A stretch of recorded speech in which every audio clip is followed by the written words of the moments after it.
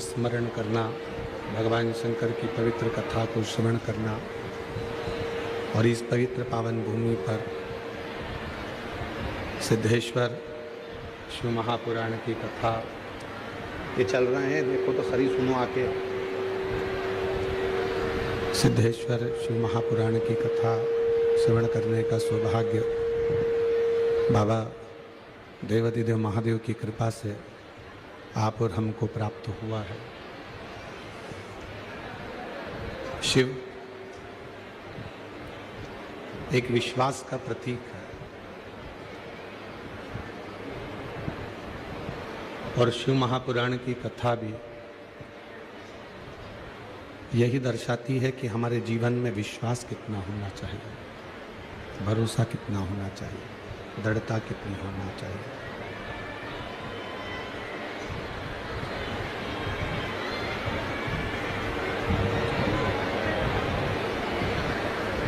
कितना भरोसा, कितना विश्वास, कितनी दृढ़ता अपने जीवन में हम शिव जी से करें। शिव तत्व कहता है, भगवान शंकर की कथा कहती है, शिव पुराण कहती है।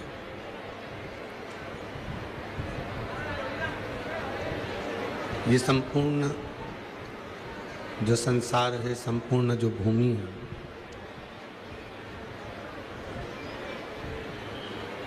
एक रंग मंच की तरह है।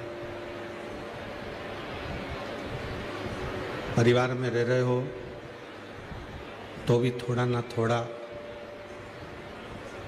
आपको अपनी लीला, अपना मंचन करना है।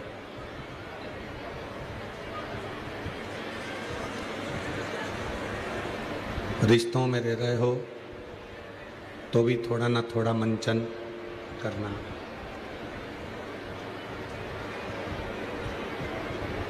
कुटुंब, परिवार, नाते रिश्ते, ये जितने भी हैं, ये कहीं ना कहीं हमको दर्शाते हैं कि हम हमारा मंचन कर रहे हैं। पर इस संपूर्ण जगत को कठपुतली की तरह नचाने वाला कोई और नहीं, स्वयं देवाधिदेव महादेव है, स्वयं शिव है।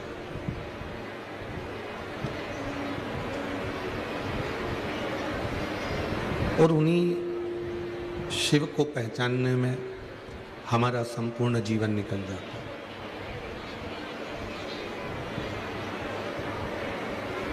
कोई कहे कि मेरे पास में आओ, मैं तुमको शिव भगवान शंकर का दर्शन करा दूंगा, व्यर्थ है।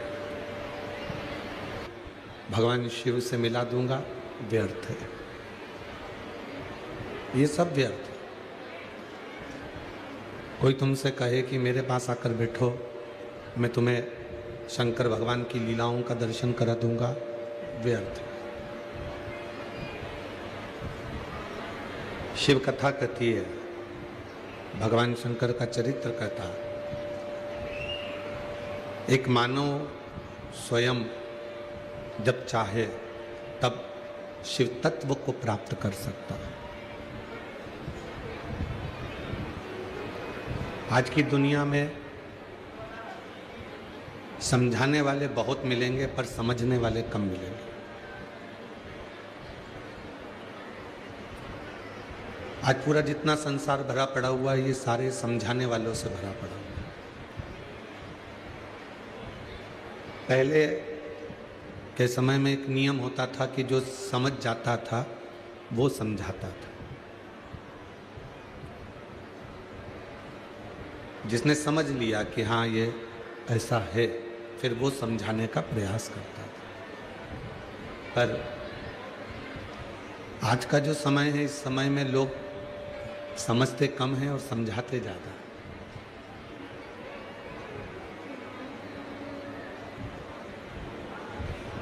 और शिव पुराण क्या कहती है कि जिसने गुलाब जामुन खाई है वही गुलाब जामुन का स्वाद बता सकता है।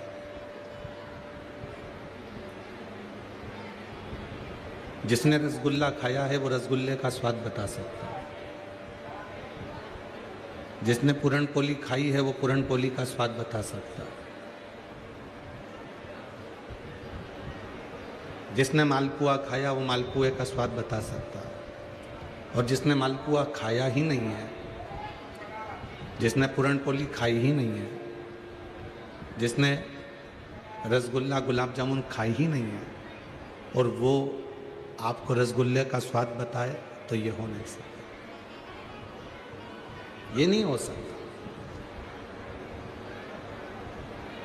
पर स्वाद भी किसको बताया जाता है? आपने आज रसगुल्ला खाया, व्हाट्सएप पे लिख के भेजा क्या किसी को कि आज मैंने 4 रसगुल्ले खाए? किसी ने लिखा?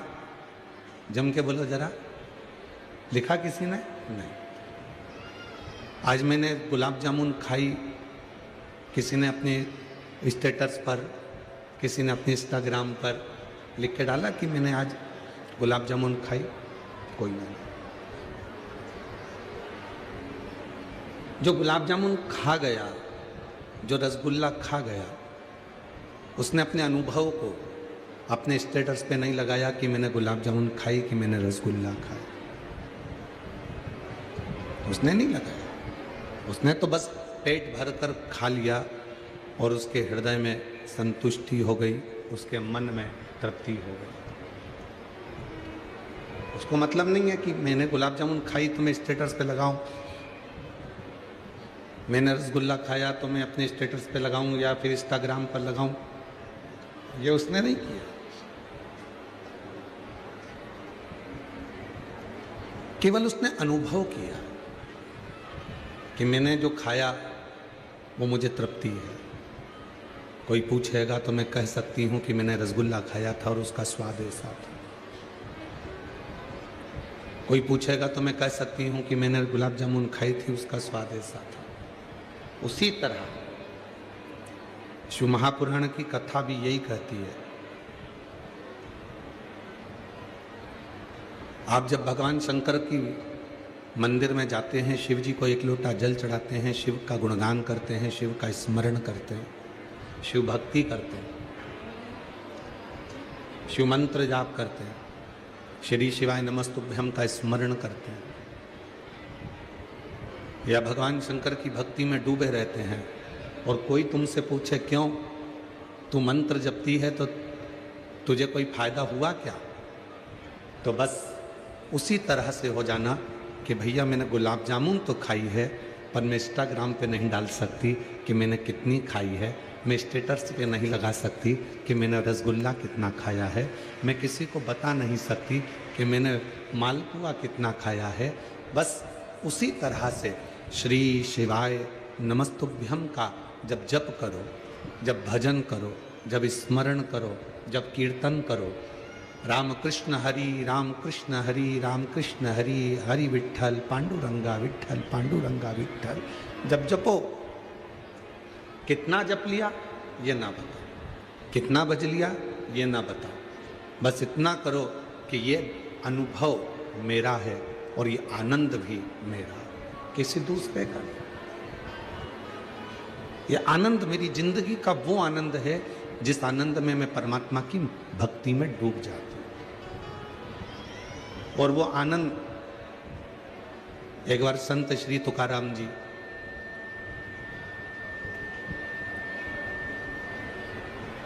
विठ्ठल विठ्ठल विठ्ठल विठ्ठल जपते जपते जा रहे थे।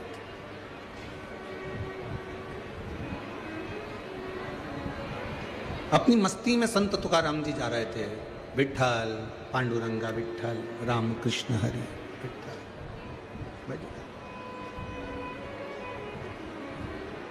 दो लड़के संत तुकाराम जी को रोज देखा करते थे, प्रतिदिन। और संत तुकाराम जी अपनी मस्ती में चले जाते थे। उन्होंने कभी किसी से कुछ नहीं कहा। संत तुकाराम जी अपनी मस्ती में विठ्ठल पांडुरंगा पांडुरंगा विठ्ठल विठ्ठल विठ्ठल जपते।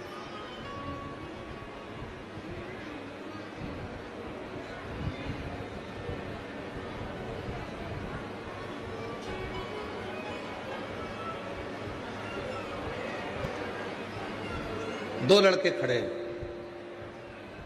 तुकाराम जी को रोज देखते हैं।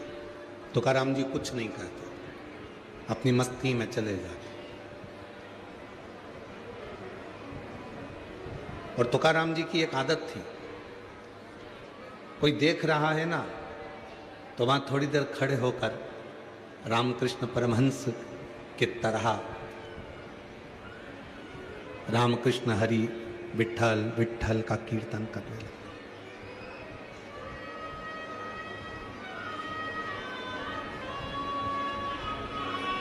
तीन दिन निकला, 4 दिन निकला, 5 दिन निकला, संत तुकाराम जी विठल विठल जपते।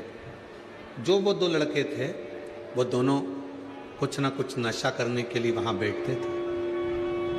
ये नशा करने वालों की आदत रहती है, मदिरा पीने वालों की आदत रहती है, मदिरा पीने वालों की आदत रहती है। 2-3 दोस्त मिल जाते हैं, रास्ता जहाँ सूना रहता है, मार्ग जहाँ सूना रहता है, जहाँ कोई नहीं आता जाता है, उस मार्ग में उस रास्ते में जाकर बैठ जाते हैं और मदिरा पीना प्रारंभ कर। सूना रास्ता दिखा, इन्होंने अपना गाड़ी को रोका, बैठे और मदिरा पीना चालू कर।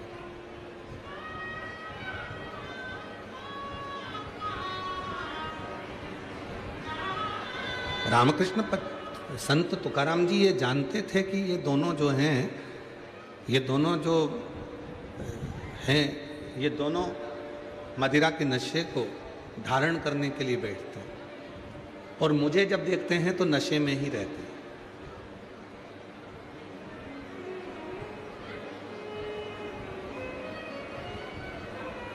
एक दिन, 2 दिन, 3 दिन, 4 दिन, 5 दिन संत तुकाराम जी विठल विठल कहकर जाते।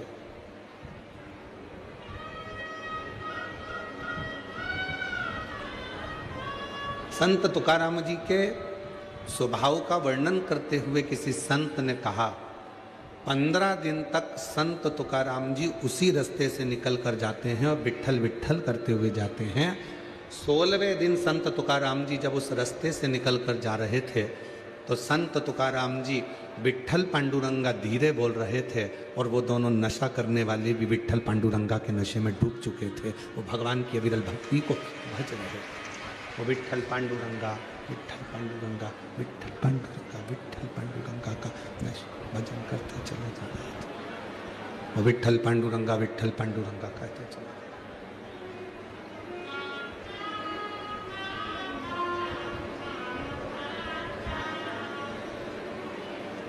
वो अपनी मस्ती में मस्त हो और पांडुरंग पांडुरंग पांडुरंग विठला,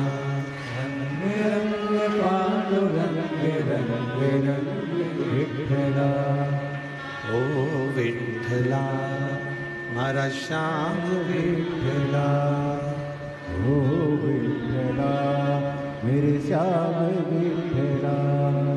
रंग रंग पांडुरंग रंग रंग विठला,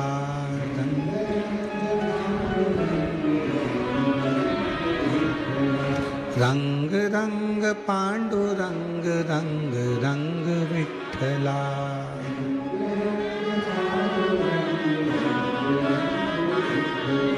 सभी पंडाल में से रंग रंग पांडुरंग रंग रंग विठला।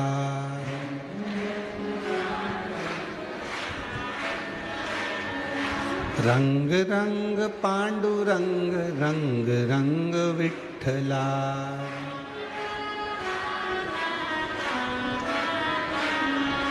ओ विठला माझा श्याम विठला, ओ विठला माझा श्याम,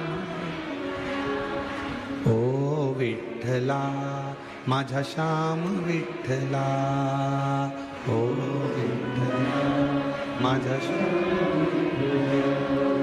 रंग रंग पांडुरंग रंग रंग विठला।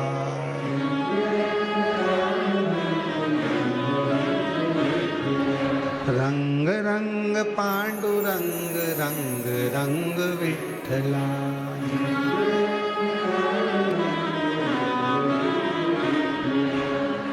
भगवान पांडुरंगा का भजन संत तुकाराम जी अभी थोड़े से चुप हुए, और वो जो दोनों नशा करने वाले थे, मदिरा के नशे में डूबने वाले थे, वो दोनों हरि विठ्ठल हरि विठ्ठल हरि विठ्ठल हरि विठ्ठल पांडुरंगा हरि विठ्ठल का उच्चारण कर, वो दोनों उच्चारण कर।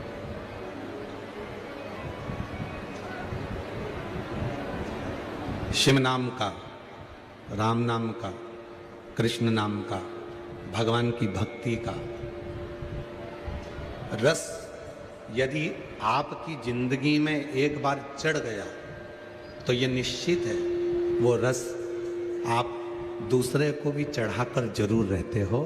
जो नहीं चढ़ पाता उसको भी चढ़ाने का प्रयास है।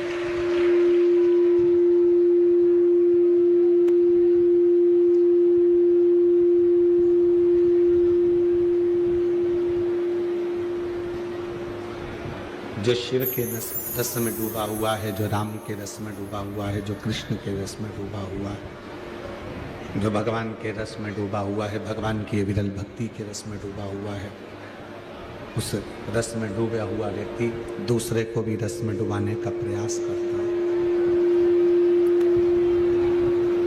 शिव का रंग, राम का रंग, मेरे कृष्ण का रंग,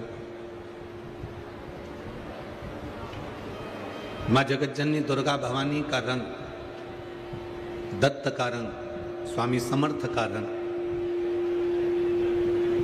भगवान की विरल भक्ति का रंग एक ऐसा रंग होता है जिस रंग में व्यक्ति अकेला सराबोर नहीं होता, दूसरे को भी बोल देता है। वो दूसरे को भी उसमें बोलता है, वो अकेला उसमें नहीं होता। दूसरे को भी उसमें भिगोने का, दूसरे को भी उसमें समाने का, दूसरे को भी उसमें रमाने का प्रयास करता है।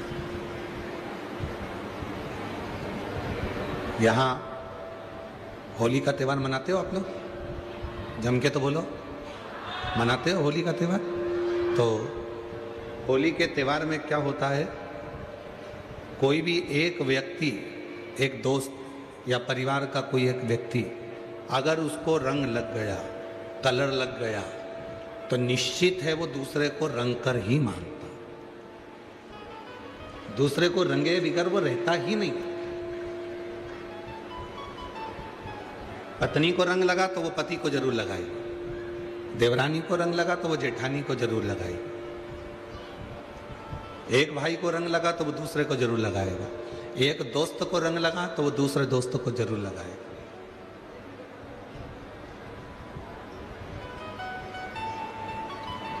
बस शिव भक्ति होती ही ऐसी। शंकर भगवान की जो अविरल भक्ति है वो इसी तरह की। एक ने अगर जल चढ़ाना प्रारंभ करा, शिव जी के मंदिर में भगवान शंकर का गुणगान करना प्रारंभ करा, शिव जी के मंदिर में जाना प्रारंभ करा, और उसको शिव का रंग जो चढ़ गया, तो फिर उसने प्रयास करा कि कोई ना कोई दूसरा भी इस रंग में रंगे और उसकी भी जिंदगी संवरे, और वो भी शंकर की शरणागति लेकर अपने जीवन को सुखमय धारण करे, आनंदमय।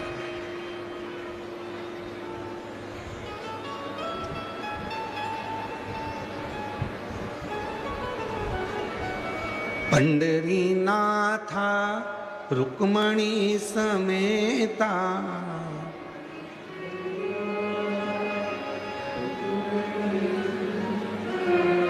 पंडरीनाथा रुक्मणी समेत।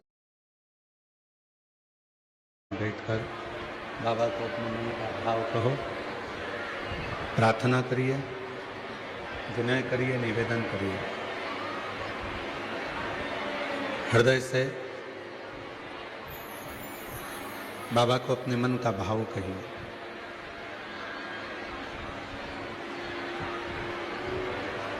दिल से शिव जी को, मन से बाबा को प्रणाम कर भाव व्यक्त करिए।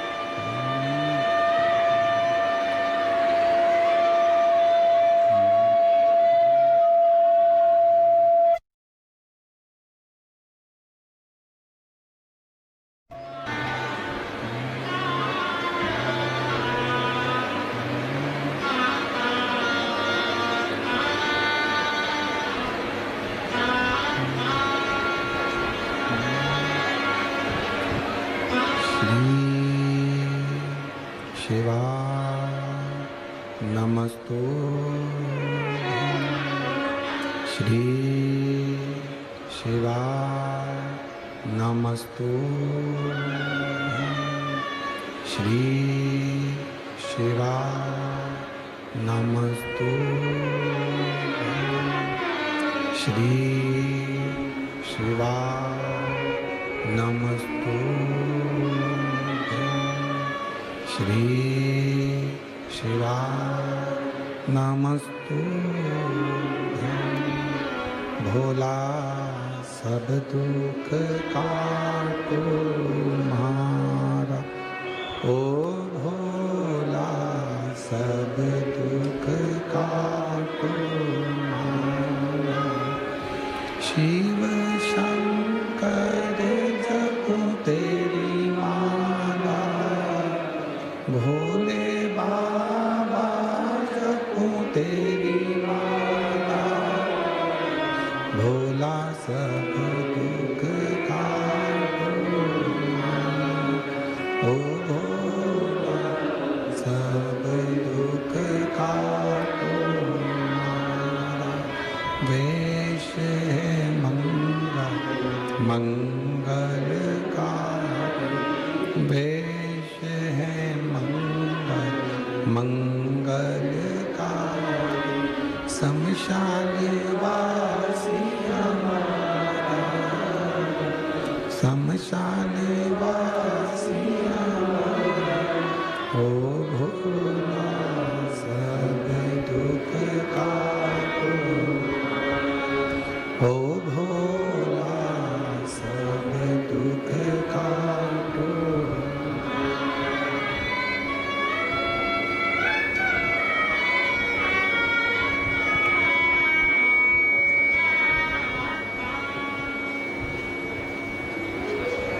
भगवान देवादिदेव महादेव, भगवान शिव मोगरदानी त्रिकालदर्शी कैलाशी अविनाशी भगवान शंकर की पवित्र कथा कर रही है। संत तुकाराम जी का चरित्र कह रहा है। संत तुकाराम जी का चरित्र वर्णन कर रहा है, शिव तत्व कह रहा है, भगवान शंकर की कथा कर रही है, शिव महापुराण की कथा कर रही है, शिव तत्व कह रहा है। दो नशे करने वाले के मुख से भी भगवान हरि विठ्ठल पांडुरंगा का स्मरण करा देते हैं संत तुकाराम जी।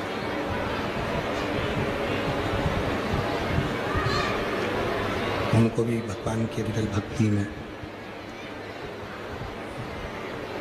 एक रंग, जैसे अभी आपको कथा में कहा कि एक व्यक्ति को अगर रंग लगता है तो वो दूसरे व्यक्ति को लगा देता है, दूसरा व्यक्ति को लगता है तो दूसरे व्यक्ति को लगा देता है, वो एक दूसरे को लगाता है, उस रंग में डुबाने का प्रयास करता है।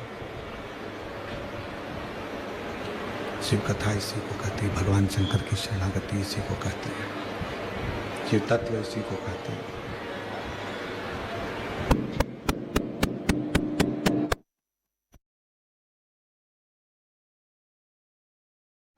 इसी को कहती है कि शिव तत्व शंकर की शरणागति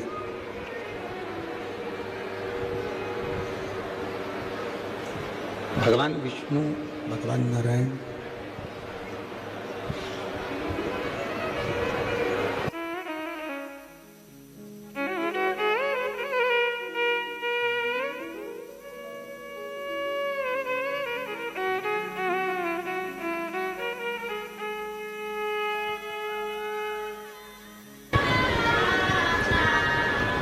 शिव कथा कहती है, भगवान शंकर की कथा वर्णन कर रही है, शिव तत्व कह रहा है,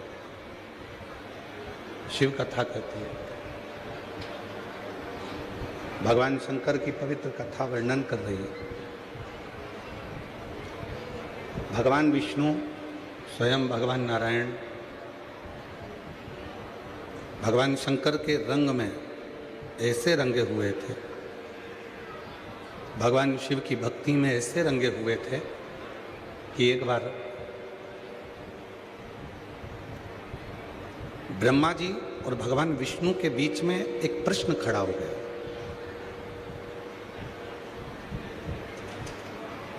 ब्रह्मा जी के मन में यह भाव उत्पन्न हो गया कि यह संपूर्ण सृष्टि का रचना करता, ये संपूर्ण सृष्टि का रचना बस मैं ही कर रहा हूँ, बाकी का कोई नहीं कर रहा। इस सृष्टि की रचना करने वाला केवल हूँ तो मैं ही हूँ, बाकी का कोई दूसरा नहीं, कोई दूसरा रचना नहीं कर रहा। पर भगवान विष्णु उनको समझा रहे, भगवान नारायण उनको समझाने का प्रयास कर रहे कि ये रचना केवल तुम्हारी नहीं है। जब तक शिव की कृपा ना हो, शंकर की करुणा ना हो, शिव की दया ना हो, तब तक ये रचना तुम्हारी हो ही नहीं सकती। दुनिया के लोगों को क्या लगता है कि घर चला रहा हूं तो मैं चला रहा हूं, दुकान चला रहा हूं तो मैं चला रहा हूं। उसी तरह ब्रह्मा जी के मन में भी संशय उत्पन्न हो गया था। ब्रह्मदेव के मन में भी संशय था, और ब्रह्मा जी के मन में संशय यह था कि इतनी बड़ी जो सृष्टि की रचना है ये केवल मैंने ही करी है, बाकी के कोई इस रचना को कर नहीं सकता। और कथा क्या कहती है? प्रभु आपकी कृपा से सब काम हो रहा, भोले आपकी कृपा से सब काम हो रहा है। करते हो भोले बाबा मेरा नाम हो रहा है, करते हो भोले बाबा मेरा नाम हो रहा है। प्रभु आपकी कृपा से सब काम हो रहा है। कथा कहती है कि संपूर्ण जगत में भगवान विष्णु का चरित्र कहता है कि भगवान नारायण कहते हैं कि संपूर्ण जगत का पालन करता, संपूर्ण जगत का संहार करता और संपूर्ण जगत को साधने वाला यदि कोई एक है तो वो केवल शिव है। और ब्रह्मा जी उसको स्वीकार नहीं कर, ब्रह्मदेव उसको स्वीकार करने को तैयार, ब्रह्मा उसको स्वीकार नहीं कर। ब्रह्मा जी कहते हैं कि मैंने ही सृष्टि का निर्माण किया, मैंने सृष्टि की रचना करी, मैं ही सृष्टि का पालन करता हूँ, मैं ही सृष्टि का संहार करता हूँ। इसके सिवा कोई सृष्टि का संहार करता नहीं हो सकता, इसके सिवा कोई सृष्टि की रचना करता नहीं हो सकता। ब्रह्मा जी के मन में यह भेद होगा। ब्रह्मा जी को लगता है कि केवल मैं ही सृष्टि की रचना कर सकता हूं, मैं ही संहार कर सकता हूं। पर भगवान विष्णु जो शंकर भगवान के रंग में रंगे हुए थे, जैसे पूरा यवतमाल जो क्षेत्र है, आरणी जो क्षेत्र है, यह संपूर्ण जिला, कल भी आपको कहा था कि शिव के रंग में रंगने वाला जिला है पूरा यवतमाल जिला, पूरा जिला। यहाँ का एक एक शिवालय, यहाँ का एक एक शंकर जी का मंदिर, एक एक शिव तत्व। और सबसे बड़ी खुशी की बात तो ये भी है कि यहाँ के जितने शिवालय हैं उसमें से आधे से ज़्यादा शिवालय स्वयंभू प्रकट शंकर जी है, स्वयं।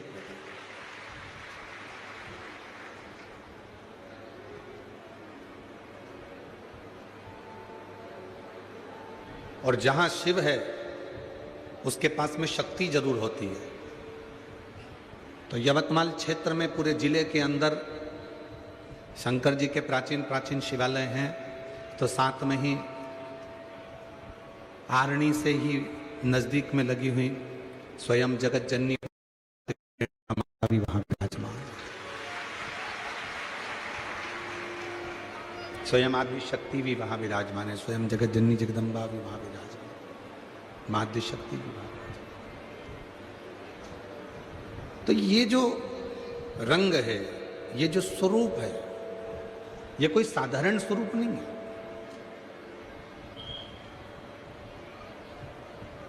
ब्रह्मा जी के मन में जो संशय था, ब्रह्मा जी के हृदय में जो संशय था कि ये संपूर्ण जगत में ही चला रहा हूँ, मैं ही संहार करता हूँ और मैं ही जन्म देने वाला हूँ और मैं ही चलाने वाला हूँ। तो भगवान विष्णु जिन भगवान शिव के रंग में रंगे हुए थे, भगवान शंकर के रंग में रंगे हुए थे, उन्होंने ब्रह्मा जी को भी इस रंग में रंगना चाहा।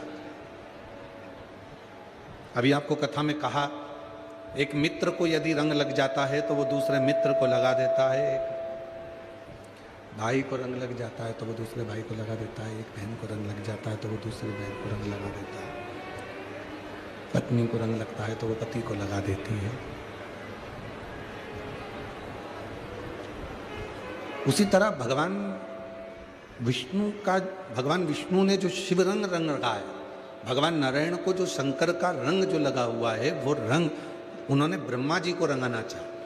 पर किसी किसी व्यक्ति के जीवन में ऐसा होता है कि जो बहुत उन्नति की सीढ़ी पर चढ़ जाता है, बहुत तरक्की की सीढ़ी पर चढ़ विराजमान हो जाता है, बहुत ऊंचे पद पर जो पहुंच जाता है, कोई अच्छी प्रतिष्ठा हो गई, धन हो गया, वैभव हो गया, सत्ता हो गई, दौलत हो गई, कोई अच्छा पद मिल गया, कुर्सी मिल गई, तो वो फिर दो चीजें उसके सम्मुख में आ जाती है। जैसे ही पद बढ़ा, कुर्सी बढ़ी, प्रतिष्ठा बढ़ी, मान बढ़ा, धन बढ़ा, वैभव बढ़ा, तो दो चीजें उसके सामने आती हैं। पहली, उसके घर में जब भी कोई शुभ कार्य होगा, उसके घर में जब कोई शादी ब्याह फंक्शन कोई अच्छा कार्य होगा, तो पहला कार्य क्या होगा कि उसके घर में घर के लोग कम दिखेंगे और बाहर के लोग ज्यादा दिखेंगे। धन बढ़ा, वैभव बढ़ा, सत्ता बढ़ी, कुर्सी बढ़ी, पद बढ़ा, प्रतिष्ठा बढ़ी, और जैसे ही ये सब कुछ बढ़ता है तो घर के लोग उसके शुभ कार्य में कम मिलते हैं और बाहर के लोग ज्यादा मिलते हैं, बाहर के लोग ज्यादा। दूसरा, जब तक उसके पास में धन नहीं रहता, जब तक उसके पास में वैभव नहीं रहता, जब तक उसके पास में कुर्सी नहीं रहती, जब तक उसके पास में प्रतिष्ठा नहीं रहती, जब तक उसके पास में वैभव नहीं रहता, तब तक वो माता पिता की बात को, गुरु की बात को, ईश्वर के वचन को स्वीकार करता है।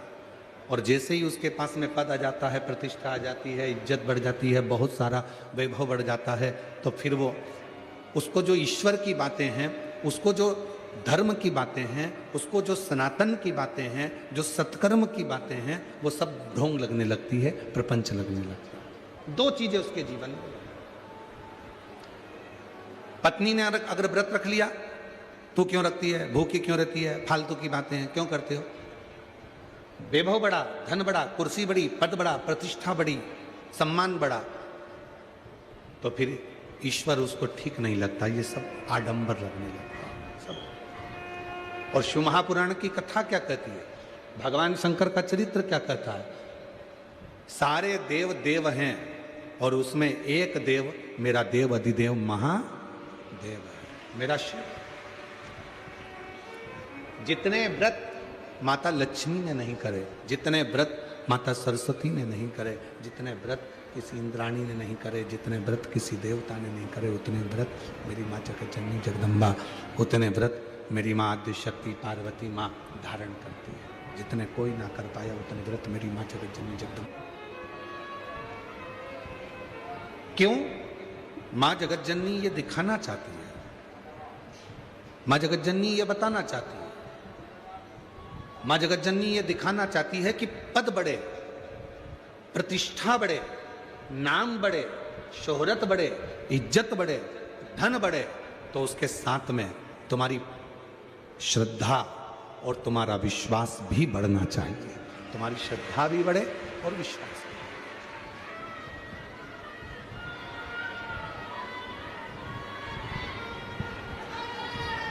हमें यहां का तो नहीं मालूम, हमें यहाँ का स्मरण नहीं है महाराष्ट्र का, पर हमारे मध्य प्रदेश में, हमारे सीहोर जिले में हमें वहाँ का स्मरण है कि जब नारी बच्चे को जन्म देती है, एक माँ अपने बच्चे को जब जन्म देती है, एक नारी जब बच्चे को जन्म देती है, घर पर जब उसको लेकर आते हैं उस नारी को, बच्चे को, तो उस नारी को जब बच्चे को, नारी को घर पर लेकर आते हैं तो उसके कमरे में, उसके कक्ष में थोड़ा सा कंडा जलाकर या अग्नि जलाकर अजवाइन की उसको धूप दी जाती है। उसके केश, उसके बाल, उसके कपड़े, उस पर अजवाइन की गंध दी जाती है, थोड़ी अग्नि जलाकर। यहाँ का नहीं मालूम हमको, पर यहाँ भी अगर हो सकता है कि कई माताएं हैं तो अगर जानती होंगी तो हो सकता है कि जब हॉस्पिटल से या बच्चे को लेकर माँ अपने घर में आती है, स्नान करती है, स्नान करने के बाद जो माँ बच्चे को जन्म देती है वो स्नान करती है, तो उसके बालों में अजवाइन की गंध दी जाती है, उसके कपड़ों में अजवाइन की गंध दी जाती है। थोड़ा सी आग जलाई जाती है, कोयला या कंडा, फिर उसमें अजवाइन आदि डाली जाती है, उसमें गंध होती है। इधर होता है क्या? जम के तो बोलो, होता है।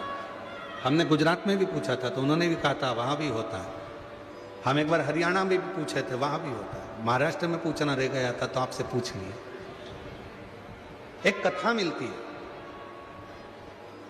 कई बहुएं कहती हैं क्या माँ ये आजकल का ये ढोंग प्रपंच है, आजकल का ये गलत कर्म है, पर एक कथा मिलती है आनंदेश्वर महादेव की।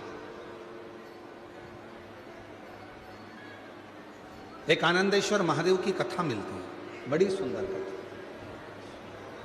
84 महादेव, एक महादेव आनंदेश्वर महादेव, शायद 33 नंबर पर होना चाहिए, 33वें नंबर पर। हो सकता है कि नंबर हमारे स्मरण में ना हो, पर थोड़ा बहुत स्मरण में है कि 33वें नंबर पर आनंदेश्वर महादेव होना चाहिए।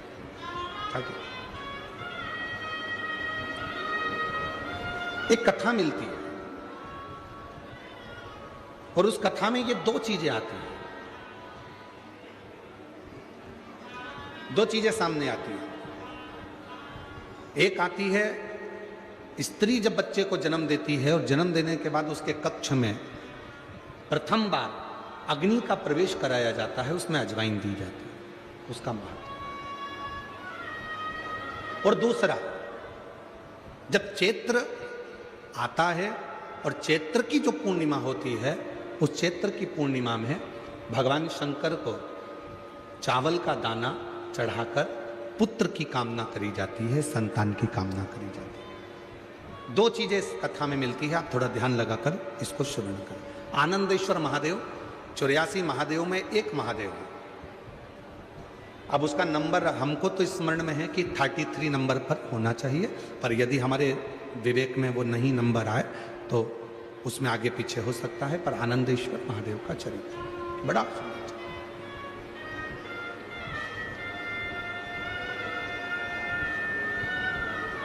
एक नगर में एक राजा हुआ जिनका नाम था अनमित्र।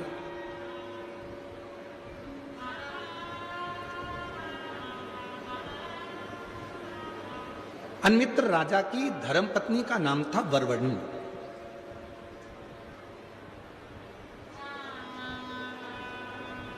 वरवरणी उनकी पत्नी थी। वरवरणी एक पर्वत की बेटी थी।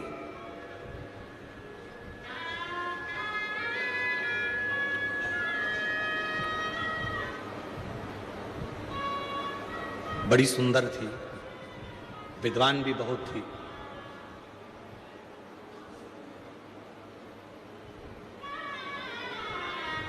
उसकी विद्वत्ता बड़ी श्रेष्ठ थी। अनमित्र की धर्मपत्नी वरवरणी गर्भ से हो गई और गर्भ से होने के बाद समय निकला और समय निकलने के बाद उसके गर्भ से एक बच्चे ने जन्म लिया। पहली बार वरवरणी उस बच्चे को जन्म देने के बाद उस बच्चे को देखती है तो उसकी जिंदगी में उसको आनंद की अनुभूति होती है। और कौन मां है जो बच्चे को देखकर आनंद ना पावे? जब गोदी में बच्चा आता है, गोदी में लाल आता है, तो माता के चेहरे पर प्रसन्नता बढ़ जाती है। कष्ट कितना भी झेला उसने, कष्ट कितना भी झेल हो, पर बच्चे को देखकर उसके जीवन में खुशी आ जाती है, उसके जीवन में एक आनंद आ जाता है। कितना भी कष्ट क्यों ना झेले, कितना भी कष्ट से क्यों ना निकले, कितने भी कष्ट से वो निकले, पर उसने अपने बच्चे को देखा, बच्चे को देखा और उसके जीवन में खुशी आ गई, उसके जीवन में आनंद आ गया।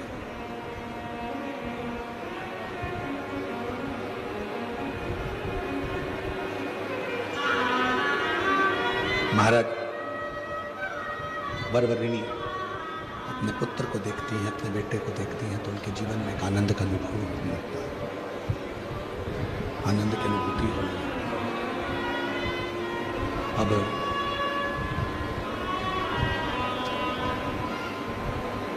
वरवरणी उस पुत्र को लेकर अपने कक्ष में गई और जैसे ही पुत्र को लेकर कक्ष में गई, बस वरवरणी ने जैसे ही उस पुत्र को देखकर कहा तू मेरा पुत्र है, मेरी जिंदगी की वो सीढ़ी मिल गई कि अब मुझे कहीं भटकना नहीं पड़े, कहीं भटकना नहीं पड़ेगा। जो बालक गोदी में था उसने बोलना चालू कर दिया।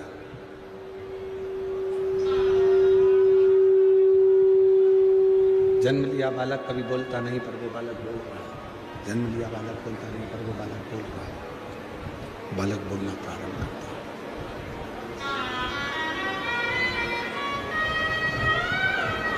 वरवरिणी ने तो सोचा था कि कभी कोई बालक बोलता ही नहीं है।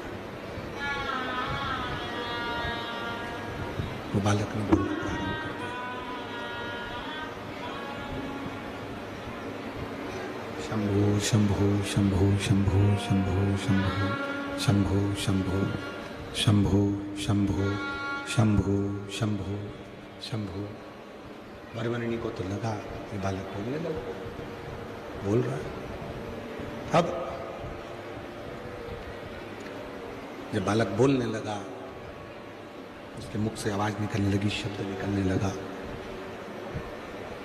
वरवरिणी जैसे ही बोली कि तू मेरा पुत्र है, तू मेरा आनंद है, तू मेरी वो सीढ़ी है जो मुझे सुख प्रदान करेगी, तो वो सीढ़ी है जो मुझे सुख देगी, आनंद देगी, सुख प्रदान करेगी। शंभु शरणे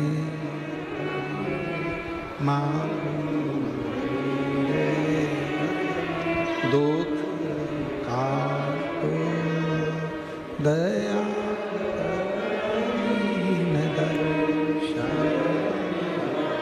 ओ शंभु शरणे मांगू घड़ी रे दुख काटो।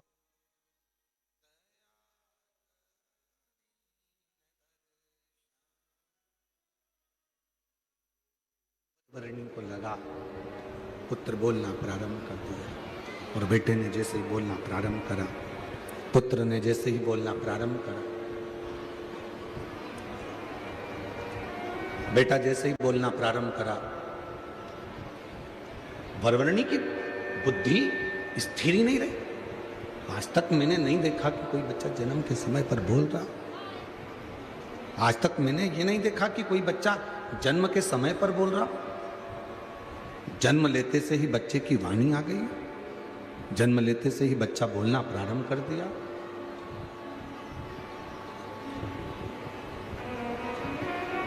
ये विचार ही नहीं करा कभी जिंदगी में, क्या ऐसा हो सकता है?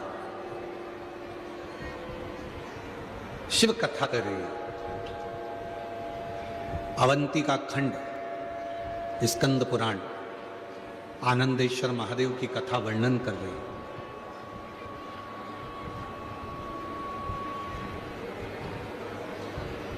जैसे ही वरवरिणी बेटे की आवाज सुनती है, शब्द सुनती है, तो कहती है, तुम क्या कहना चाहते हो?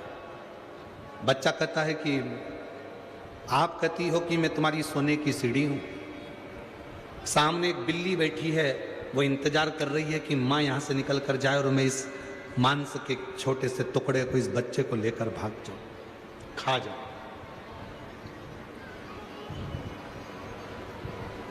आप कहते हो कि मेरे सोने की सीढ़ी है, बिल्ली भी इंतजार कर रही है कि ये मेरा भोजन है। और एक असुरी, एक राक्षसी सामने बैठकर मुझे झांक रही है, जातहरणी, जिसका नाम है जातहरणी। वो भी मुझे देख रही है, वो भी मुझे खाना चाहती है, वो भी मुझे ले जाना चाहती है। जातहरणी का मतलब मालूम है? एक असुर हुए थे, दुस्सह असुर। ब्रह्मा जी जब तप साधना कर रहे थे, और तप साधना करने के बाद ब्रह्मा जी को जब बार बार उनको परेशान किया जा रहा था उस तप साधना में, तो एक असुर प्रकट हो गए थे जिसका नाम था दुस्सह। दुस्सह असुर की एक बेटी थी जिसका नाम था जातहरणी। जातहरणी का काम क्या था? जातहरणी को वर प्राप्त था कि 3 घर से बच्चों की चोरी करेगी। पहले घर से बच्चा चुराती थी, दूसरे घर में रखती थी, दूसरे घर का बच्चा उठाती थी, तीसरे घर में रखती थी, और तीसरे घर का बच्चा उठाती थी और उसका भोजन वो खुद करती थी।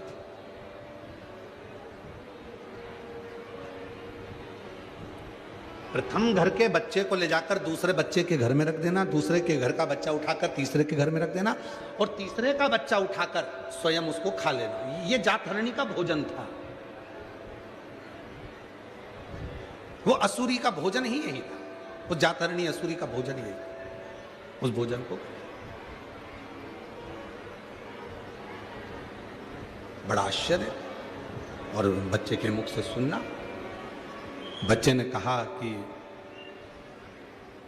एक तरफ तो बिल्ली बैठी है, वो भी मुझे खाना चाहती है, और दूसरी तरफ जातहरणी है जो मुझे उठा कर ले जाना चाहती है, और एक तरफ तुम कहती हो कि तू मेरी सोने की सीढ़ी। मां बच्चे से उतना ही प्रेम करना चाहिए जितने बच्चा बिगड़े ना। बच्चे से उतना स्नेह करो। बच्चे को मोबाइल दो, मना नहीं है। बच्चे को लैपटॉप दो, मना नहीं है। बच्चे को शॉपिंग पर लेकर जाओ, मना नहीं है। पर बच्चे से उतना स्नेह करना जिससे बच्चा आपका कहीं गलत संगत में ना चला। पर आज के जमाने में तो लोग बच्चे को भी झूठ बोलना सिखा देते। एक बच्चा जिद कर रहा था, मम्मी जा रही थी किटी पार्टी में, और बच्चा जिद कर रहा था, मैं भी चलूंगा, मैं भी चलूंगा। माँ ने कहा नहीं, तेरी पढ़ाई कटाई में, एग्जाम कटाई में, चल पढ़ने बैठ, अभी ट्यूशन वाले सर आते होंगे, चल कोचिंग कर, पढ़।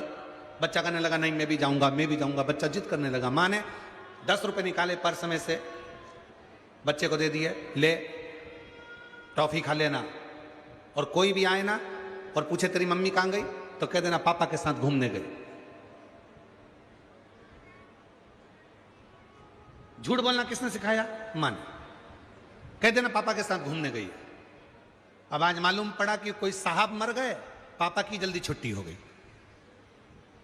और पापा की जल्दी छुट्टी हुई। पापा की जल्दी छुट्टी हुई, और जैसे ही पापा की जल्दी छुट्टी हुई तो पापा आज घर पर जल्दी आ गए, और घर पर आए, उन्होंने दरवाजा बजाया। घर पर आने के बाद में दरवाजा बजाते, और दरवाजा बजाया। घर पर आकर पापा ने जैसे ही दरवाजा बजाया, वो पप्पू बाहर आया। आकर उसने टॉफी खा रहा था। पिताजी ने, पिता की आदत रहती है, आते से पूछते क्या तेरी मम्मी नहीं दिख रही? आते से ही पूछेंगे तुमचा आई कठे, आई कहां है? तुरंत आते से पूछेंगे। और उसने तुरंत आते से पूछा, क्यों तेरी मां नहीं दिख रही, तेरी मम्मा नहीं दिख रही? इतने में बच्चा टॉफी खा रहा था, उसने देखा ही नहीं कि पापा है। उसने तो कह दिया मम्मी पापा के साथ घूमने गई है। पापा ने एक थप्पड़ रख कर दिया, तेरा बाप यहां खड़ा, किसके साथ चली गई? तेरा पिता तो यहीं खड़ा, फिर वो गई किसके साथ? किसके साथ? बस इतना सुना। झूठ बोलना सिखा दिया मां ने। बच्चे को ट्यूशन में बैठकर पढ़ाना सिखाना पड़ता है। बच्चे को कोचिंग देना पड़ती है। केवल एक मोबाइल ऐसा होता है कि किसी बच्चे को मोबाइल की कोचिंग नहीं देना पड़ती है।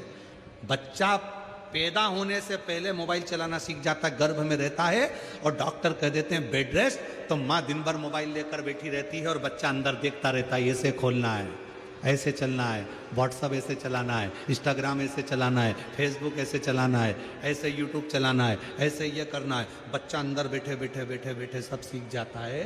फिर माँ उस बच्चे को सिखाती कुछ नहीं है, उसको अन्य पढ़ने की कोचिंग देगी, अन्य चीज की कोचिंग देगी, पर माँ मोबाइल की कोचिंग अपने बच्चे को नहीं देती है। बच्चा खुद गर्भ में रहकर मोबाइल चलाना सीख जाता है। अभिमन्यु जैसे, अभिमन्यु चक्रव्यूह में जाना सीख गया, पर आधे में माता सो गई तो नींद में बोलना ही निकलना नहीं सीखा।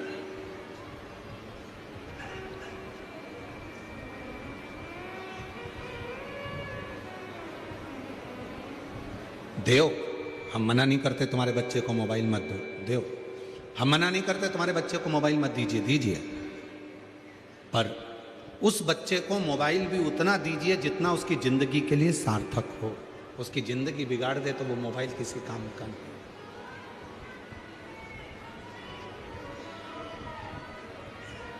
देव मना नहीं है, पर उसकी जिंदगी ना बिगड़े, उसका जीवन सार्थक हो जाए, उसके जीवन में कभी उसको कष्ट ना हो, उतना दीजिए।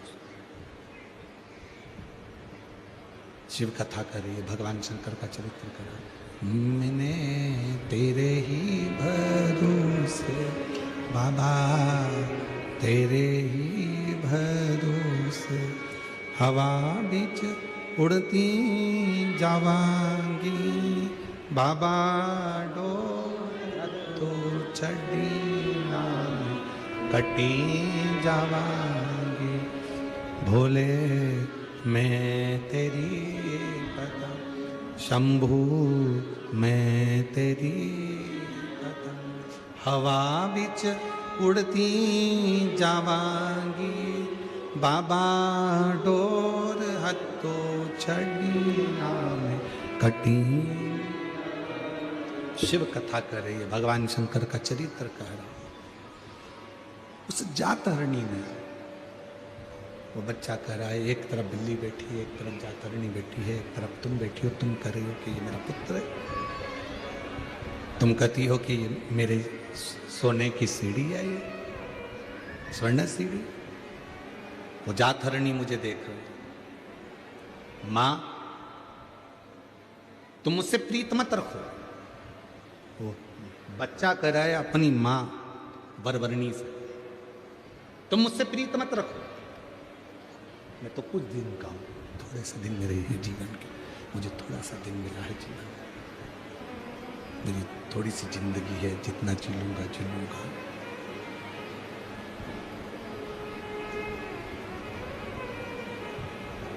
ये छोटा सा जीवन मुझे मिला, छोटा सा जीवन,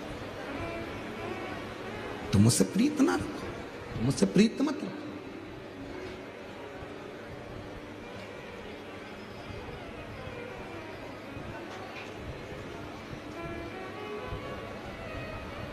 थोड़ी देर बाद एक ये बालक वरवरणी का और एक कपिल देव जी महाराज। कपिल देव जी महाराज ने भी अपनी माता देवहूति को ज्ञान दिया था, और वरवरणी का जो पुत्र हुआ है आनंद, उसने भी अपनी माता को ज्ञान दिया था। देवहूति को जो ज्ञान मिला था, उस देवहूति ने उस ज्ञान से अपने जीवन को सार्थक कर लिया।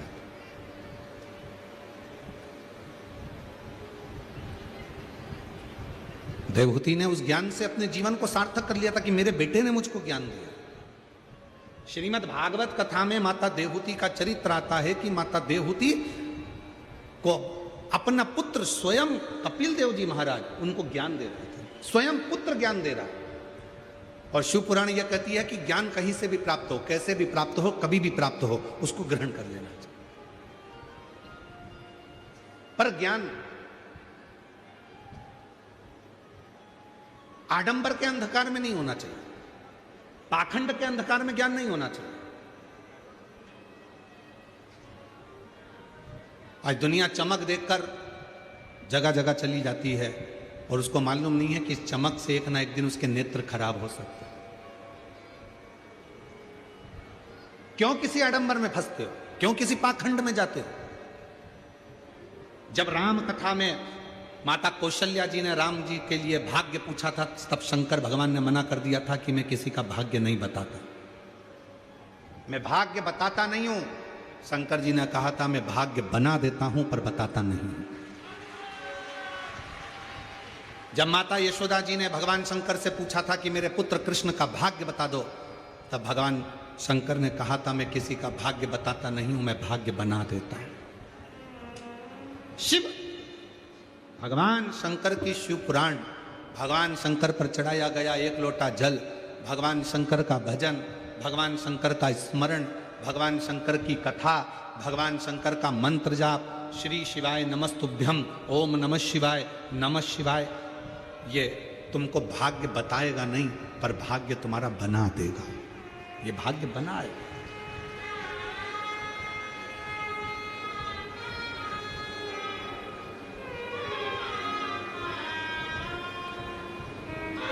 जो तुमसे कहे कि मेरे पास आकर बैठो मैं तुम्हारा भाग्य चमका दूंगा, बिल्कुल मत समझ लेना कि पक्का झूठ बोल रहा है। जो तुमसे बोले कि मेरे पास आना मैं तुम्हारा भाग्य बना दूंगा, समझ लेना झूठ बोल रहा है। कहीं मत जाओ, सारी समस्या का हल एक लोटा जल। जम के बोलो, सारी समस्या का हल। जब सीहोर वाला बाबा इतना डंका पीट पीट के कह रहा है कि कहीं मत जाओ, एक लोटा जल चढ़ाओ, तुम्हारी किस्मत तुम्हारा भोलेनाथ बना देगा, कहीं मत जाओ, अपने घर के मंदिर में जाओ, अपने घर के पास के मंदिर में एक लोटा जल चढ़ाने जाओ, कहीं किसी चुंगल में मत फंसो, किसी के आडंबर में मत फंसो। क्यों फंसो? और फिर मिलते हैं वो नासिक जैसा महाराज, फिर मिला वो ऐसा भाग्य बताने के चक्कर में ना जाने कितनों की जिंदगी को बर्बाद कर कर बैठ गया।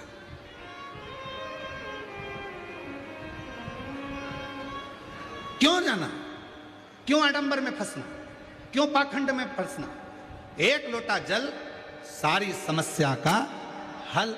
जब दुनिया का हल, राम जी महाराज सेतु पर चढ़ाई, सेतु बांधना चाहते हैं, लंका पर चढ़ाई करना चाहते हैं, तो मेरे राम जी ने एक लोटा जल चढ़ाया, शिव जी को राजी करा, लंका का राज्य पाया। मेरे भगवान कृष्ण के घर में जब 16,108 रानियां थी, संतान का सुख नहीं हुआ, तो गर्गाचार्य बाबा से पूछा कि मैं क्या करूं जिससे मुझे संतान हो। गर्गाचार्य बाबा ने कहा, शिव जी की साधना करो, एक लोटा जल चढ़ाओ।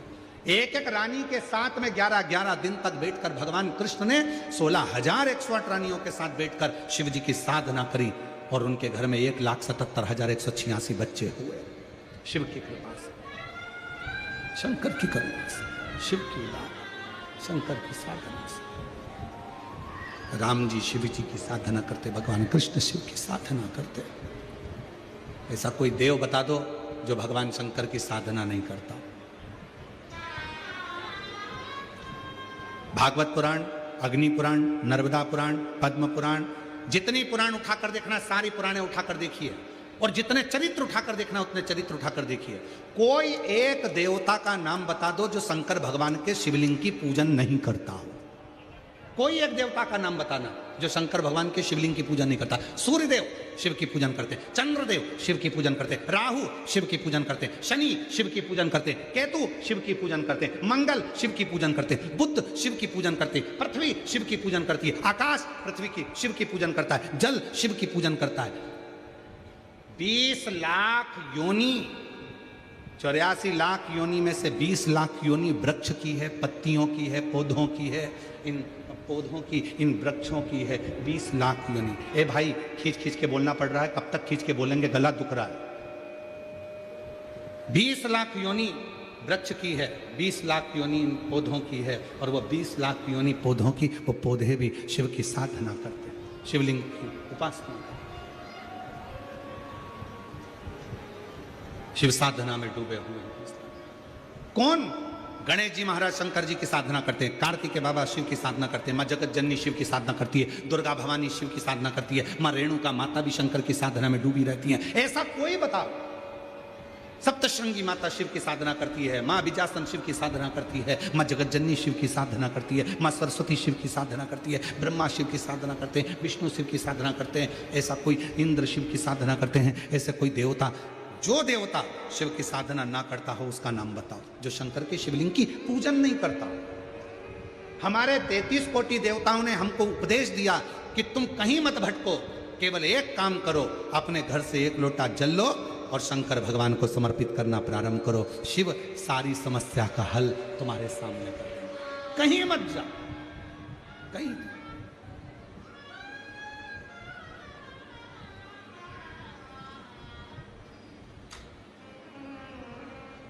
तुझ में राम, मुझ में राम, सब में राम समाया है, जित देखो उत राम की ही माया है। सब में राम समाया, कोई अलग, सब में, जहां देखो वही राम है। सीहोर कौन कौन गया? हाथ उठाओ जरा। कुबेरेश्वर धाम गए हो आप लोग? वहां क्या कहा जाता है? कंकर शंकर। क्या कहते हैं? कंकर शंकर। वहां यह नहीं कहा गया कि कोई इंसान शंकर है, वहां यह नहीं कहा गया कि कोई बाबा जोगी सन्यासी शंकर है, वहां यह कहा गया कि कंकर शंकर है। आप कंकर को उठाओ, पूजन करो, शंकर माना, पूजा लेकर अपने घर आ गए। वो कंकर को शंकर मान गए, कंकर को शंकर। फिर ना कोई विचार, ना कोई सोच, ना कोई दृष्टि।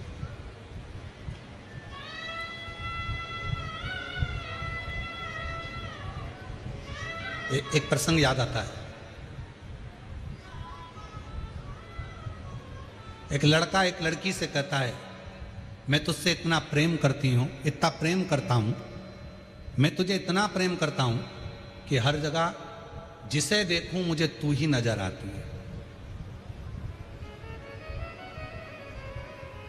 मैं तुझसे इतना प्रेम करता हूं, इतना प्रेम करती हूं कि जहां देखूं मुझे हर एक में तू ही नजर आता है। अगर हर एक में तू ही नजर आता है तो फिर यह प्रेम कहां हुआ? प्रेम किसको कहते हैं कि तेरे सिवा कोई और नजर ना आए तो समझ लो कि प्रेम हुआ है। अरे और लोग क्या कहते हैं, मैं इतना प्यार करती हूं, इतना प्रेम करती हूं, इतना प्रेम करती हूं कि हर एक में तू ही दिखता, हर एक में तू ही दिखता। मतलब प्रेम है ही। प्रेम होता तो तेरे सिवा और कोई ना दिखता तो समझो कि प्रेम हुआ है, तो समझो कि प्यार हुआ।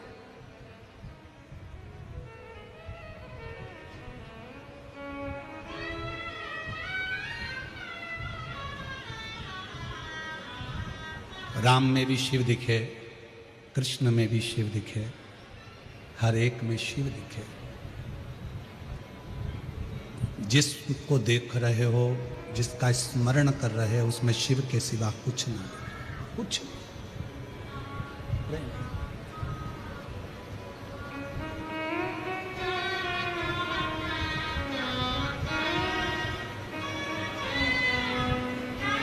कोई दूसरा दिखे नहीं।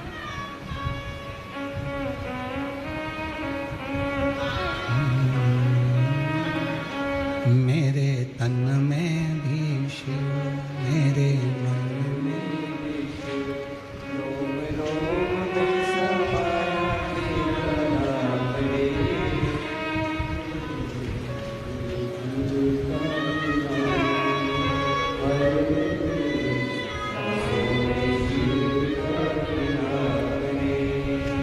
मेरे तन में भी शिव, मेरे मन में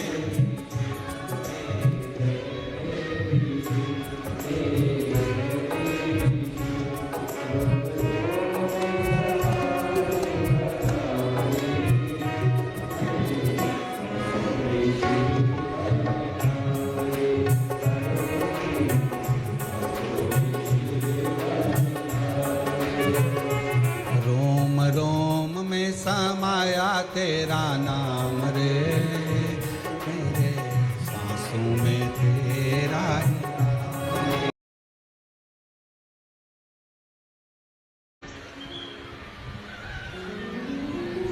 आरणी में, यवतमाल में जो कथा चल रही है, ये 5 अप्रैल तक रहेगी। उसके बाद में कथा 8 से 14 अप्रैल भीलवाड़ा राजस्थान में रहेगी, 2 बजे से 5 बजे तक। फिर 17 अप्रैल से 23 अप्रैल तक दिल्ली में रहेगी। उसके बाद में 5 मई से 11 मई तक रांची झारखंड में शिव महापुराण की कथा रहेगी। 5 मई से 11 मई तक 1 बजे से 4 बजे तक रांची झारखंड।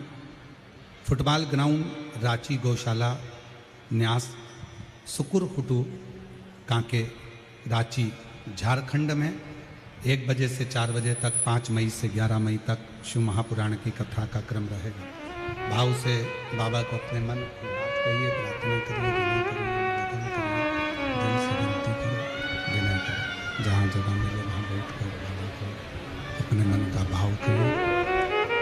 जहाँ जगह मिल जाए वहाँ बैठकर बाबा को अपने मन की बात कहो, प्रार्थना करो, विनय करो, निवेदन करो।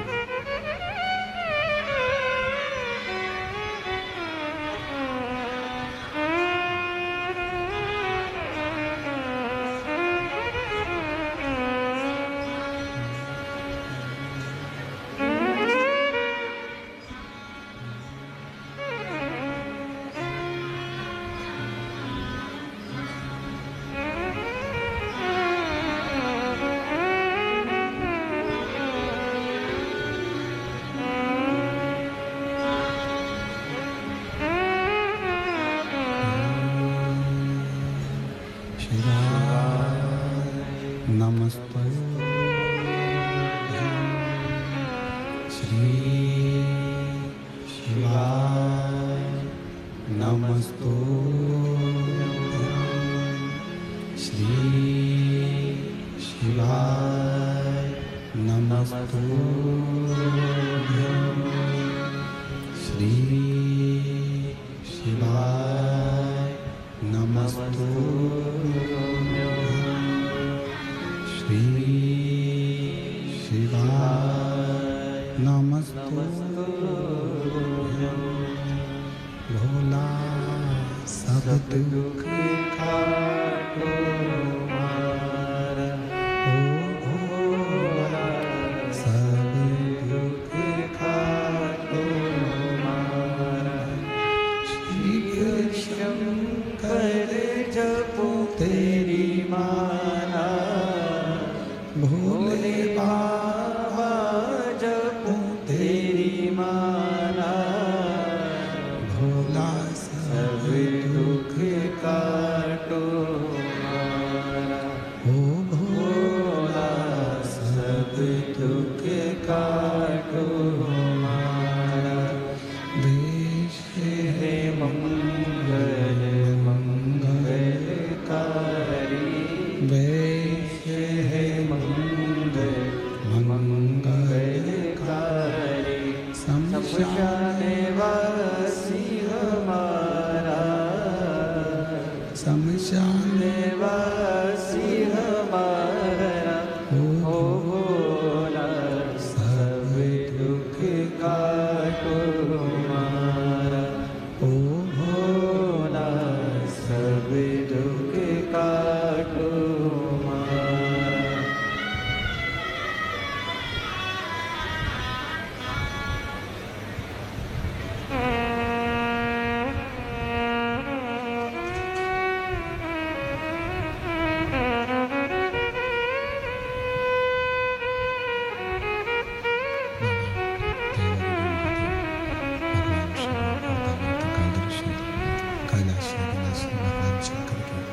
पवित्र कथा कह रहे हैं, शिव महापुराण की कथा वर्णन कर रहे हैं, शिव तत्व कह रहे हैं, भगवान शंकर की कथा वर्णन कर रहे हैं, पवित्र कथा कह रहे हैं।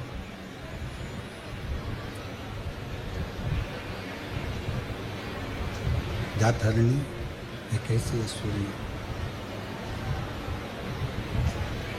एक ऐसी असुरी जातहरणी जो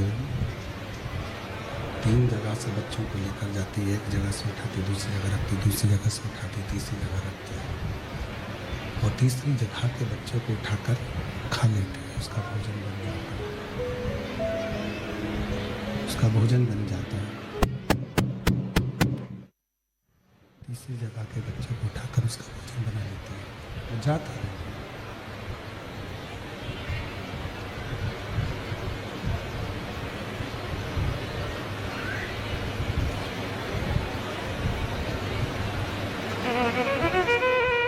तत्व कह रहे हैं, भगवान शंकर की कथा कर रहे हैं, वर्णन कर रहे हैं, शिव कथा कर रहे हैं। हो जाता है। एक माँ देव होती है, दूसरी नंबर बरबरनी, ये 2 है। एक देव होती को भी कपिल देव जी महाराज ने ज्ञान उपदेश दिया,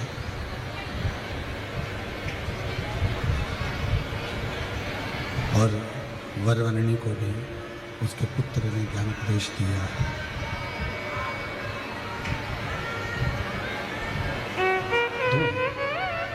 एक देवहूति, एक वरवर्णी, दोनों को उपदेश दिया। दोनों को उपदेश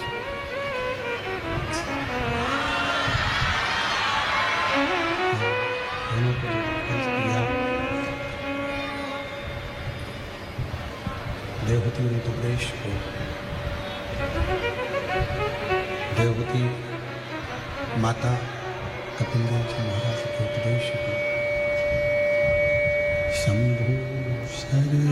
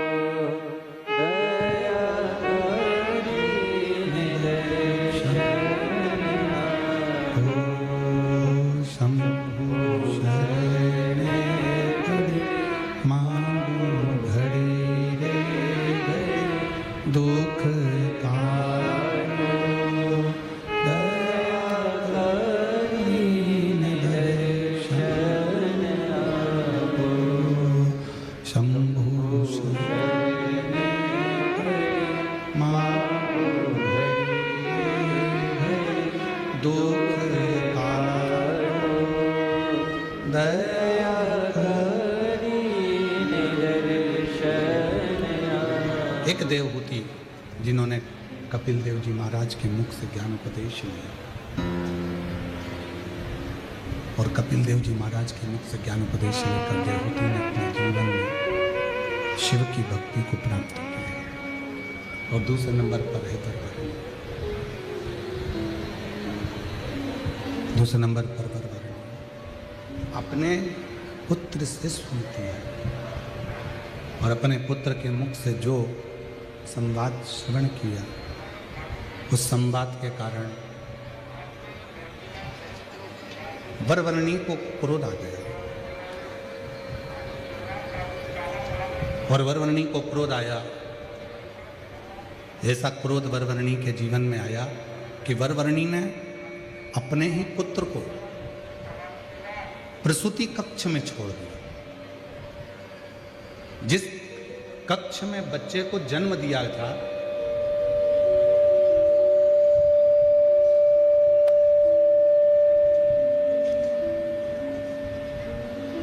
जिस कक्ष में बच्चे को जन्म दिया था, उसी कक्ष में अपने पुत्र को छोड़ दिया। क्यों? क्योंकि वो बच्चा उपदेश दे रहा था। अब दो उपदेश का क्रम शिव महापुराण कथा कह रही है। एक है माता देवहूति के लिए कपिल देव जी महाराज का उपदेश, और दूसरा है वरवरनी के लिए आनंद का उपदेश, वरवरनी के पुत्र आनंद का उपदेश। दो उपदेश।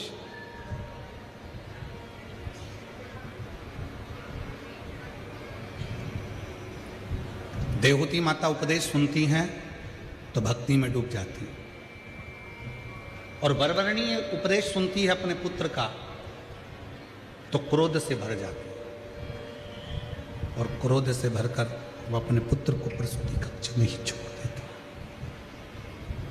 प्रसूति कक्ष में छोड़ देती, उसको छोड़कर वापस चली जाती है, बस अपने कक्ष की वापस चली जाती।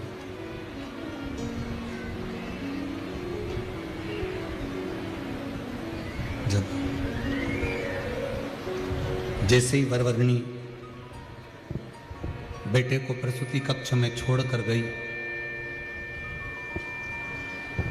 जैसे ही वरवरनी प्रसूति कक्ष में अपने पुत्र को छोड़कर गई, वैसे की वैसे ही जातहरणी आ गई। और वो जातहरणी जिसको वर था 3 स्थान से बच्चों को बदलने का, एक स्थान से लेकर जाती थी, दूसरे जहाँ बच्चे का जन्म हुआ था वहाँ रख देती थी, और वहाँ के बच्चे को उठाकर तीसरी जगह ले जाती थी, तीसरी जगह रखकर उसका भोजन कर, तीसरी जगह के बच्चे को उसको खाना था, उसको वर। जातहरणी आई, बच्चे को उठाया वरवरनी के और लेकर राजा विक्रांत के यहाँ पहुंच गई, जहां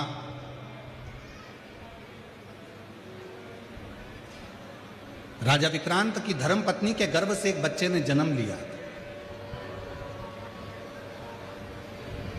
और राजा विक्रांत के यहां उस जातहरणी ने वरवरनी के पुत्र को ले जाकर रख दिया, और राजा विक्रांत के बेटे को लेकर चली गई, और वहां से उठाकर एक बुद्ध ब्राह्मण के यहां पहुंच गई। बुद्ध ब्राह्मण के यहां जातहरणी ने राजा विक्रांत के बेटे को रख दिया, और बुद्ध ब्राह्मण के बच्चे को उठाकर ले गई, और उस बच्चे को वो खा गई, उस बच्चे को खा। अब वरवरनी का बेटा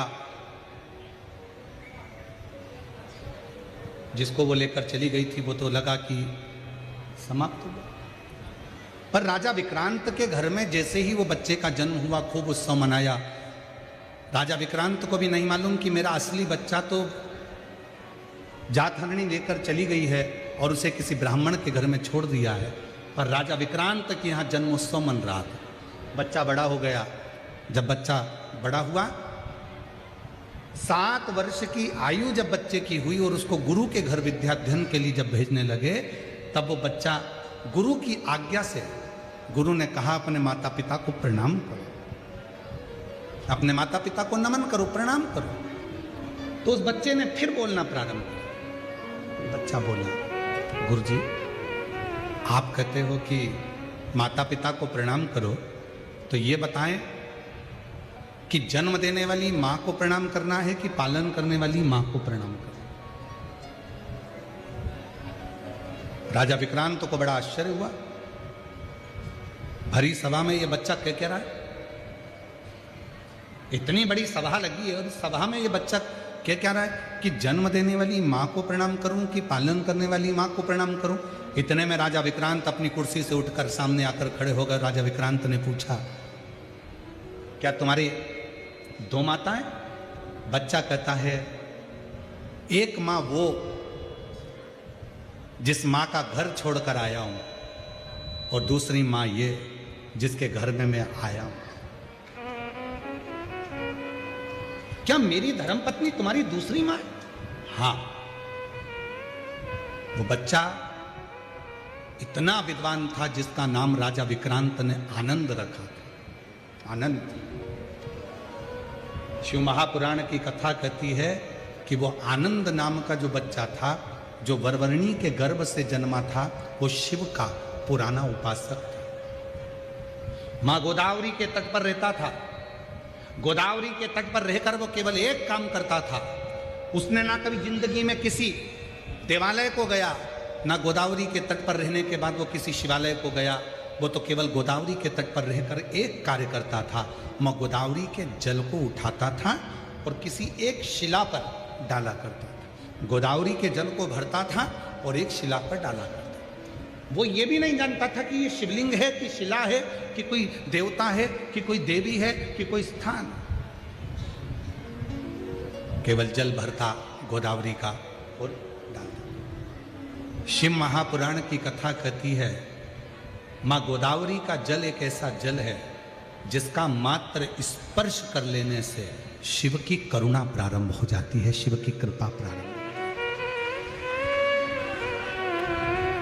मां गोदावरी का जल एक ऐसा जल है, मां गोदावरी का जल एक ऐसा जल है जिसका स्पर्श मात्र, जब जीव केवल गोदावरी के जल का स्पर्श मात्र करता है तो शंकर की करुणा आप रूप उस पर होना प्रारंभ हो जाती है। गोदावरी के जल की मालूम।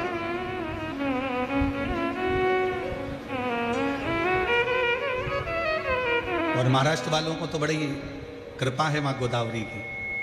आप लोगों पर तो बड़ी करुणा और कृपा मां गोदावरी की बनी ही रहती है कि नित्य आपके आसपास में गोदावरी मां का जल स्पर्श होता ही रहता है।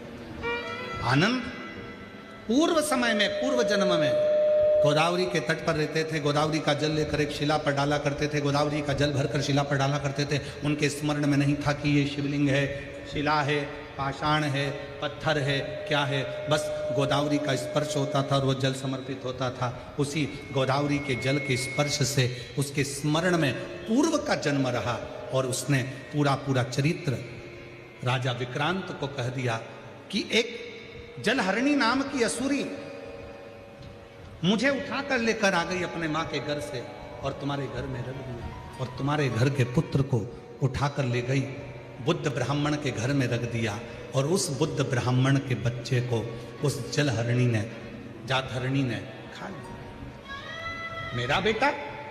हाँ। कहाँ है? कहा वो बुद्ध ब्राह्मण के घर में। उसका नाम चैत्र है। उसके माता पिता ने उसका नाम चैत्र रखा। और वो बालक साधारण नहीं है, केवल एक वही बालक है जो उस जात हरणी को समाप्त कर सकता।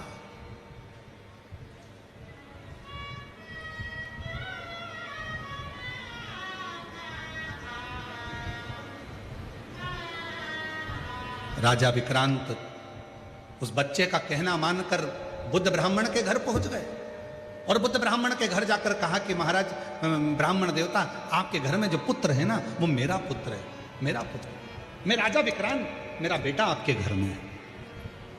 बुद्ध ब्राह्मण ने कहा, यदि वो आपका बेटा है तो मेरा बेटा कहाँ गया? तो कहा उसको तो जातहरणी खा गई, जातहरणी खा गई। जैसे ही अपने पिता बुद्ध ब्राह्मण को दुखी देखा तो चैत्र उठा और उठते से ही एक कुश का भाग लेकर दौड़ पड़ा उस जातहरणी को मारने के लिए। जातहरणी हाथ जोड़कर खड़ी हो गई, तुम मुझे मत मारो। जिस घर में बच्चे का जन्म होगा उस घर में यदि अग्नि का प्रवेश होगा या लोहे का कोई सामान, लोहे की कोई कील, लोहे का कोई पदार्थ, उस जन्म लेने वाली उस जन्मे हुए बच्चे को जिस कक्ष में रखा जाएगा उस कक्ष में अगर लोहे का कोई सामान होगा या उस कक्ष में अग्नि का प्रवेश होगा तो मैं उस कक्ष में कभी प्रवेश नहीं करूँगी। उस दिन से नियम है, बच्चे को लेकर जब माँ अपने कक्ष में आती है, स्नान करती है, तो उसको बालों को सेकने के लिए अग्नि दी जाती है, धूप दी जाती है, जिससे वो जातहरणी इसके घर में प्रवेश न करे, कक्ष में प्रवेश न करे। चैत्र ने छोड़ा, जातहरणी ने एक वर और मांग लिया। जब आप मुझे इतना वर दे रहे हो तो संसार में कितनी नारियां हैं, संसार में कितनी माताएं हैं। मैं जानती हूं कि मैं जातहरणी हूं, मैं बच्चों को खा जाती हूं, पर संसार में ना जाने कितनी माताएं, कितनी नारियां हैं, उनका गर्भ नहीं है, उनके गर्भ से संतान नहीं, उनके गर्भस्थता नहीं। तब कहा,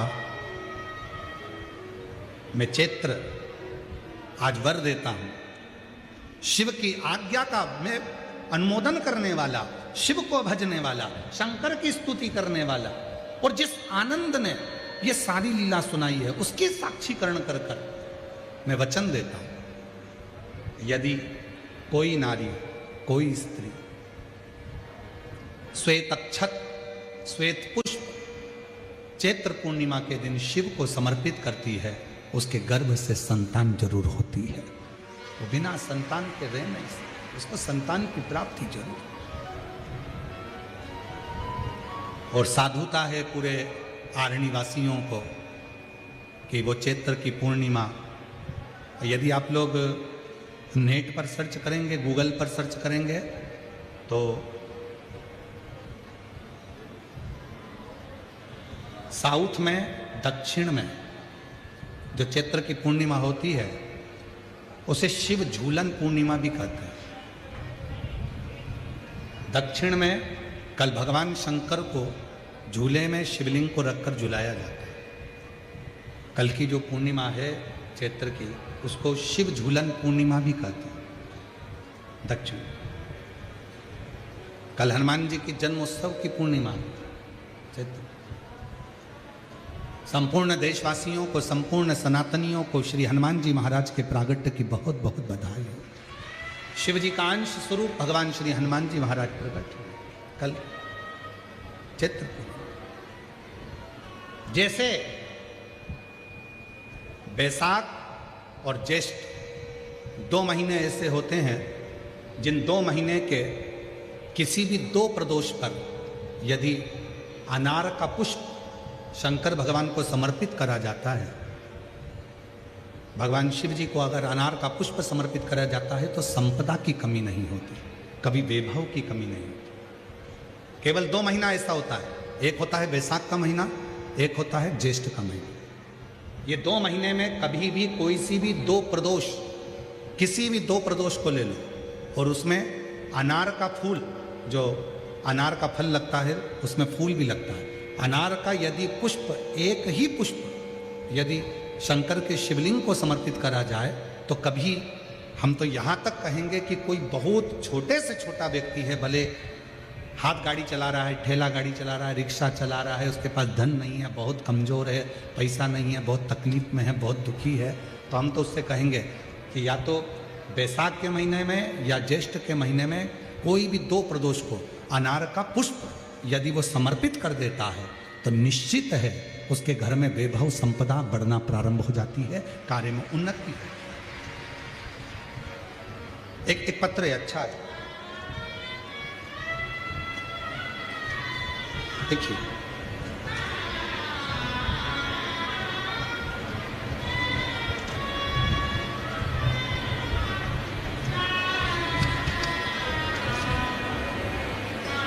मेरा नाम शेष कला साहेबराव यशवंत पत्ता वालतूर रेलवे तहसील पुसद जिला यवतमाल।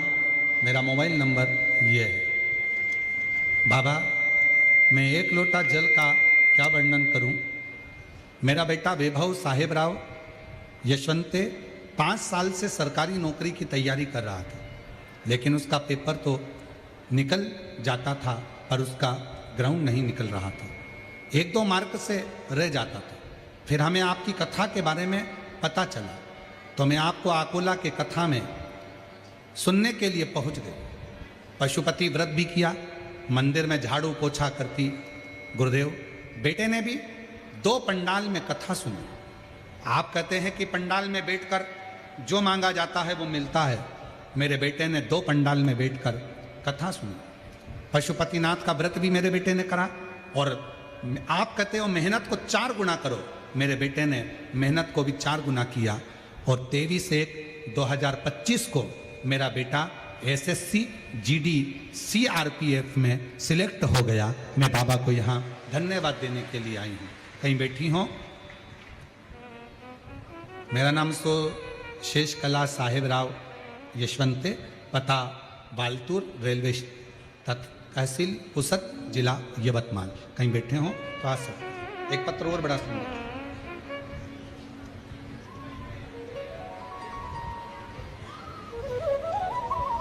मैं अंत कला शिव शंकर रणखाब लाख तहसील ओढ़ा नागनाथ 8वां ज्योतिर्लिंग जिला हिंगोली महाराष्ट्र की रहने वाली हैं।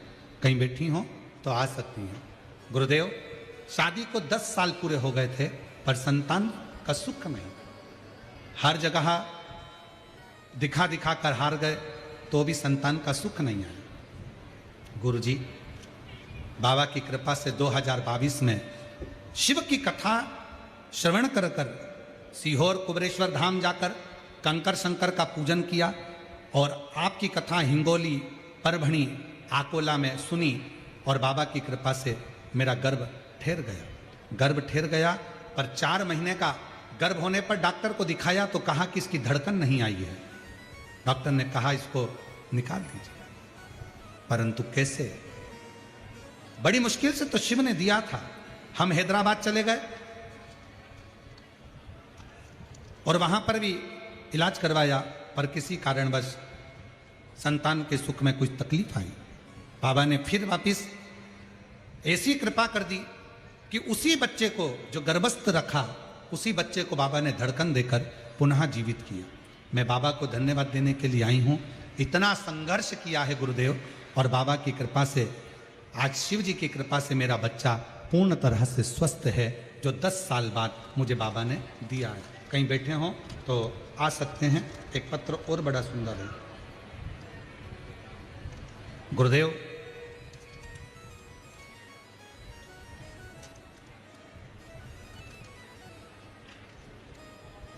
मेरा नाम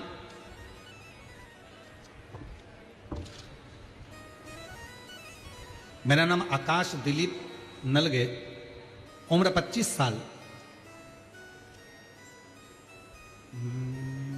पढ़ के बता दे रहा क्या लिखा है। दिगरासा, जीजा माता नगर, तहसील दिगरासा, जिला यवतमाल के रहने वाले हैं। कहीं बैठे हो तो आ सकते हैं।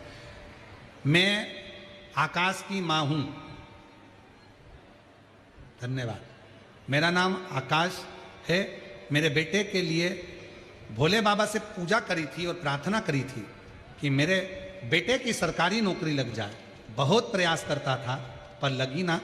तब शिव जी की कथा को पंडाल में बैठकर सुना और बाबा की ऐसी कृपा हुई, आज मेरा बेटा सरकारी बैंक में नौकरी में लग गया। मैं बाबा को यहाँ प्रणाम करने के लिए आई हूँ। कहीं बैठी हो तो आ सकते हैं। एक पत्र और बड़ा सुंदर है।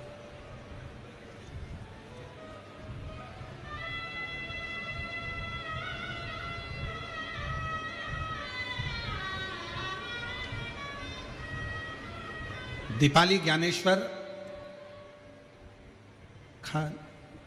खंडबे रहने वाले सावंगी खुर्द दिग्रस जिला यवतमाल महाराष्ट्र की रहने वाली हूँ। मेरी छाती में एक गठान हो गई, 3 गठान हो गई थी। उस गठान को डॉक्टर ने निकाला और उसको लैब में भेजा। तब डॉक्टर बोले कि आपको कैंसर है और वो भी 4 का है। मैं घबरा गई। छाती को निकाला गया, सारा इलाज चला, पर डॉक्टर ने कहा कि ये कैंसर तो पूरे शरीर में फैल चुका। डॉक्टर ने जब जवाब दिया, तब किसी के कहने पर शंकर के मंदिर में भेजती, जल मंगवाती, उसको पीती और शरीर पर लगाती। डॉक्टर ने तो थोड़ा सा समय दिया था गुरुदेव, 2023 डॉक्टर ने थोड़ा सा समय दिया था, कुछ महीने, पर आज बाबा की कृपा से 2026 में भी अगर बैठी हूँ तो शिव की कृपा से जीवित बैठी हूँ। शंकर ने मुझे संभाल लिया। मैं शिव को नमन करती हूँ, प्रणाम करती हूँ। ये शिव तत्व, ये शंकर कहीं बैठे हों तो आ सकते हैं। और जो जैसी भावना